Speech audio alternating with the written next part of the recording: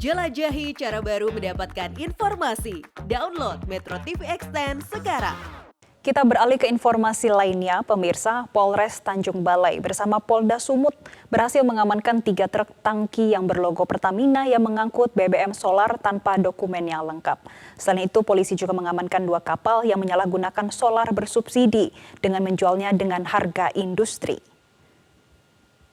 Tim Direktorat Reskrimsus Polda Sumut bersama Polres Tanjung Balai mengungkapkan perkara tindak pidana pengangkutan solar seberat 71 ton tanpa izin resmi.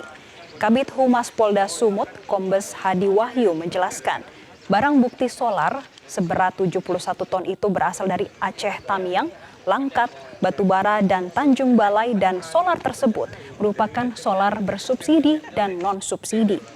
Saat ini tengah dilakukan pemeriksaan uji laboratorium bersama pihak Pertamina untuk memastikan apakah solar itu produk Pertamina atau bukan.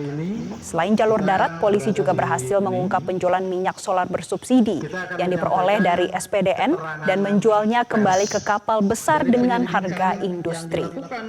Petugas mengamankan 1 speedboat dan 1 unit kapal.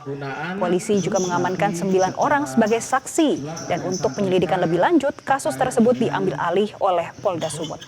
Yang terhormat Bapak Kabid Humas serta rekan media terkait dengan hasil itu, termasuk dengan keberadaan 3 truk tangki yang juga diamankan untuk mengangkut.